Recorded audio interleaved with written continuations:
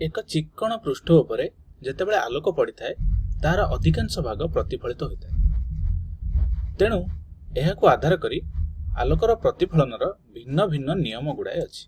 जेपरिक प्रथम नियमटी होछि आपतित रश्मि जो रश्मिटी चिक्कणर पृष्ठ भागरे पड़ुछि ओ प्रतिफलित रश्मि एवं आपतन बिंदुरे प्रतिफलन पृष्ठ उपरे अंकित लंब गोटे समतल रे थांती। जदि आम ब्लैक बोर्ड टाको गोटे समतल बोली भाबिबा तबे आपतित रश्मि प्रतिफलित रश्मि एवं ए चिक्कणर पृष्ठ भाग को अंकित लंब गोटे समतल रे थांती। एवं द्वितीय नियमटी होछि आलोकर प्रतिफलन बेले आपतन कोण और प्रतिफलन कोण समान होता है।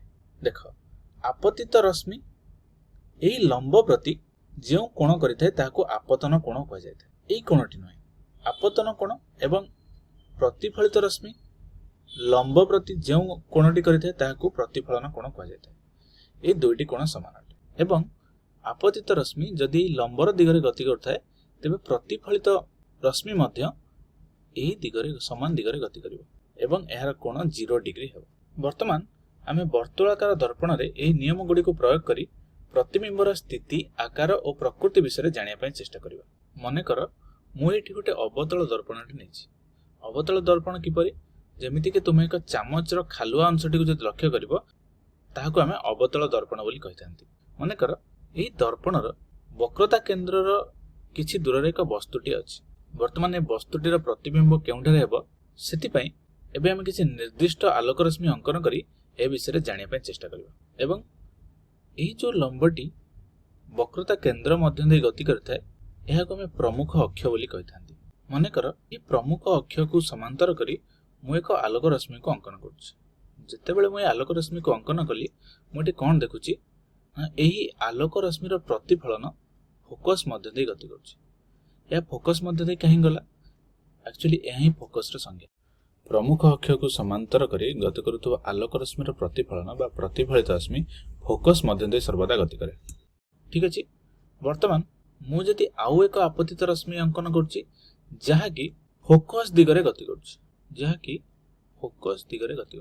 एठी हम कोन लक्ष्य करछंती जेतेबेले आपतित रश्मिटी फोकस मध्य दे गति करूछि सेतेबेले प्रतिफलित रश्मिटी प्रमुख अक्ष को समांतर दिगरे गति करूछि। ठीक अछि। पूर्वरे अंकन करथिबा आपतित रश्मिर एवं प्रतिफलन रश्मिर यह संपूर्ण ओलटा अटे। तबे मने कर मु आउ एक आपतित रश्मि को वक्रता केंद्र मध्य दे गति कराउछि। जेतेबेले आपतित रश्मिटी वक्रता केंद्र मध्य दे गति कला सेतेबेले प्रतिफलन रश्मि मध्य एकदम विपरीत दिगरे गति करूछि। तेणु आमे एठी कहि परिबा वक्रता केंद्र मध्य दे जाउतबा आपतित रश्मिटी अवतल दर्पण को लंब अटे। तेणु जेउ दिगरे या गति करथिला सेही दिगरे प्रतिफलन हला। ठीक अछि। वर्तमान देखो पुनश्च मु जदि एक आपतित रश्मि को पोल ऊपर पकाउछि तबे प्रतिफलित रश्मिटी किछि एही दिगरे गति कर। ठीक अछि। हम एठी कोन देखिले ए जो प्रमुख अक्षटी अछि या लंब भाव रे काम करछि एठी आपतन कोण एवं प्रतिफलित कोण समान हेबो। वर्तमान हम एठी कोन लक्ष्य कले कि जेतेबेले चारि प्रकार आपतित रश्मि को हमें अवतल दर्पण ऊपर पकाइले आमे देखिले जे चारोटी प्रतिफलित रश्मि एही बिंदु रे परस्पर को स्पर्श करछन्ती। ताहले आमे कहि परिबा एही बिंदु रे प्रतिबिंब गठन हेबो एवं प्रतिबिंबटी एकदम ओलटा हेबो। किंतु जदि मु एठी गोटे परदा रखि देबी तेबे प्रतिबिंबर छबिटी एही जगह रे हमकु देखाइ। ठीक अछि। ताहले आमे कहि परिबा जदि आमे सी ठारू किछि दूर रे बा वक्रता केंद्र ठारू किछि दूर रे एक वस्तुटी को रखुचंती तेबे प्रतिबिंबटी क्षुद्र वास्तव एवं ओलटा हेबो। एठी हमें कहि परिबा प्रतिबिंबर छबिटी सी एवं एफ मध्य सृष्टि होछि एवं एमिति भी कहि परिबा समस्त वास्तव प्रतिबिंब गुडिक ओलटा अटे। ठीक अछि। एबे मु वस्तुटी को अन्य एक जगह रे रखुछि जेमिति कि फोकस आउ पोल मध्य। ठीक सेमति जेतेबेले वस्तुटीर अग्रभागरु एक आपतित रश्मि प्रमुख अक्ष को समांतर करी अवतल दर्पण ऊपर पकाउछि तेबे फोकस मध्य दे गति करूछि। ठीक अछि। एठी हमकु चारि प्रकार रश्मि अंकन करबा किछि आवश्यक नै कारण जदि आलोक रश्मिटी वक्रता केंद्र एवं फोकस मध्य दे गति करिवो तेबे ताहा केबे भी दर्पणर पृष्ठ भाग रे पहुंचबो नाही। वर्तमान हम कोन करबा नेक्स्ट हम आउ एक आपतित रश्मि को पोल मध्य दे गति कराइबा।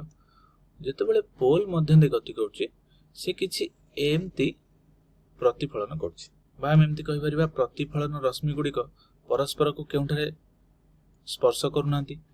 ତେବେ ମୁଁ ଏମାନଙ୍କୁ ଦର୍ପଣର ପଛପଟରେ ସ୍ପର୍ଶ କରିବା ପାଇଁ ଚେଷ୍ଟା କରୁଛି। ତ ମୁଁ ଏଠି କଣ ଦେଖୁଛି, ଏହି ପ୍ରତିଫଳନ ରଶ୍ମିଟି ଏଇଠି ଏହି ପ୍ରତିଫଳନ ରଶ୍ମିଟିକୁ ସ୍ପର୍ଶ କରୁଛି। ତେବେ ଆମେ କହିପାରିବା ପ୍ରତିବିମ୍ବଟି ଏଇଠି ସୃଷ୍ଟି ହେବ ବା ଏ ଯୋଉ ବସ୍ତୁଟିର ଅଗ୍ରଭାଗଟି ଏଇଠାରେ ସୃଷ୍ଟି ହେବ। ତେବେ ଆମେ ଏଠାରେ କଣ ଲକ୍ଷ୍ୟ କଲେ, ପ୍ରତିବିମ୍ବଟି ପରିବର୍ଦ୍ଧିତ ହେଇଯାଇଛି ଏବଂ ସଳଖ ଅଛି ଏବଂ ଆଭାସୀ ଅଛି। ଆଭାସୀର ଅର୍ଥ ଦର୍ପଣର ପଛପଟରେ ଅଛି। ଯଦି ଆମେ ପରଦା ସାହାଯ୍ୟରେ ଦେଖିବା ପାଇଁ ଚେଷ୍ଟା କରିବା ତାହେଲେ ପ୍ରତିବିମ୍ବଟି ଆମକୁ ପରିଲକ୍ଷିତ ହେବ ନାହିଁ। ଠିକ ଅଛି। ଠିକ ସେହିପରି ଆମେ ଏବେ ଗୋଟେ ଉତ୍ତଳ ଦର୍ପଣରେ ପ୍ରତିବିମ୍ବର ଅବସ୍ଥିତି, ଆକାର ଓ ପ୍ରକୃତି ବିଷୟରେ ଜାଣିବା ପାଇଁ ଚେଷ୍ଟା କରିବା।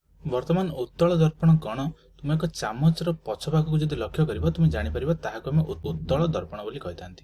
ବର୍ତ୍ତମାନ ମୁଁ ଏଇଠି ଗୋଟେ ବସ୍ତୁଟିଏ ରଖିଛି। ଯେତେବେଳେ ବସ୍ତୁଟିର ଅଗ୍ରଭାଗରୁ ପ୍ରମୁଖ ଅକ୍ଷ ପ୍ରତି ସମାନ୍ତର କରି ମୁଁ ଏକ ଆପତିତ ରଶ୍ମିକୁ ପ୍ରୟୋଗ କରାଉଛି, କଣ ଲକ୍ଷ୍ୟ କରୁଛି, ଏହା କିଛି ଏମିତି ପ୍ରତିଫଳନ ହେଉଛି ବା ଯଦି ଏହାକୁ ମୁଁ ଦର୍ପଣର ପଛପଟକୁ ଲମ୍ବେଇକି ଦେଖୁଛି ଏହା ଫୋକସ ମଧ୍ୟ ଦେଇ ଗତି କରୁଛି। ଠିକ ଅଛି। ଆମେ ଜାଣିଛୁ ଯେକୌଣସି ବି ରଶ୍ମି ଯାହାକି ପ୍ରମୁଖ ଅକ୍ଷ ପ୍ରତି ସମାନ୍ତର ସେ ସବୁ ଫୋକସ ମଧ୍ୟ ଦେଇ ଗତି କରିବ। ଠିକ ସେହିପରି ପୁନଶ୍ଚ ଲକ୍ଷ୍ୟ କର, ଯେତେବେଳେ ମୁଁ ଫୋକସର ଦିଗରେ ଆପତିତ ରଶ୍ମିକୁ ଗତି କରାଉଛି ସେତେବେଳେ ପୁନଶ୍ଚ ପ୍ରତିଫଳନ ରଶ୍ମିଟି ପ୍ରମୁଖ ଅକ୍ଷକୁ ସମାନ୍ତର ହେଇ ଗତି କରୁଛି। ଠିକ ଅଛି। ବର୍ତ୍ତମାନ ଏଠି ଯେତେବେଳେ ପୁଣି ମୁଁ ଏକ ଆପତିତ ରଶ୍ମିକୁ ବକ୍ରତା କେନ୍ଦ୍ର ମଧ୍ୟ ଦେଇ ଗତି କରାଉଛି, ମୁଁ କଣ ଲକ୍ଷ୍ୟ କଲି, ଏହା ପୁନଶ୍ଚ ସେଇ ଦିଗରେ ଫେରି ଯାଉଛି। ବା ଆମେ ତ ଜାଣିଛନ୍ତି ବକ୍ରତା କେନ୍ଦ୍ର ମଧ୍ୟ ଦେଇ ଯେତେବେଳେ ଗୋଟେ ଆପତିତ ରଶ୍ମି ଗତି କରେ ତାହା ଦର୍ପଣ ପ୍ରତି ଲମ୍ବ ଅଟେ। ତେଣୁ ଯେଉଁ ଦିଗରେ ଆପତିତ ରଶ୍ମିଟି ଯାଇଥିଲା ପ୍ରତିଫଳନ ରଶ୍ମିଟି ସେଇ ଦିଗରେ ଗତି କରିବ। ଏବଂ ପରିଶେଷରେ ମୁଁ ଯେତେବେଳେ ଆଉ ଏକ ଆପତିତ ରଶ୍ମିକୁ ପୋଲ ଦେଇ ଗତି କରୁଛି, ପୋଲ ଦିଗରେ ଗତି କରୁଛି, ମୁଁ କଣ ଲକ୍ଷ୍ୟ କରୁଛି, ଏଠାରେ ପ୍ରତିଫଳନ ରଶ୍ମିଟି କିଛି ଏମିତି ଏଇ ଦିଗରେ ଗତି କରିବ। ବା ଆମେ ଏଠାରେ କହିପାରିବା ଏଇ ଯୋଉ ପ୍ରମୁଖ ଅକ୍ଷଟି ଅଛି ଏହା ହେଉଛି ଲମ୍ବ। ଆପତନ କୋଣ ଓ ପ୍ରତିଫଳନ କୋଣ ସମାନ ହେବ। ଏବଂ ଆମେ ଏଠି କଣ ଦେଖିଲେ, ଏଇ ଯେଉଁ ପ୍ରତିଫଳନ ରଶ୍ମି ଗୁଡ଼ିକ ଅଛି ଏମାନେ ତ ପରସ୍ପରଠୁ ଦୂରେଇ ଯାଉଛନ୍ତି।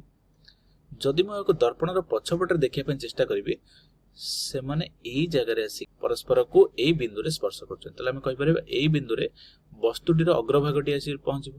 ବା ଆମେ କହିପାରିବା ପ୍ରତିବିମ୍ବର ଆକାର କ୍ଷୁଦ୍ର, ଆଭାସୀ ଏବଂ ସଳଖ ଆମକୁ ଦେଖାଯିବ। ଠିକ ଅଛି।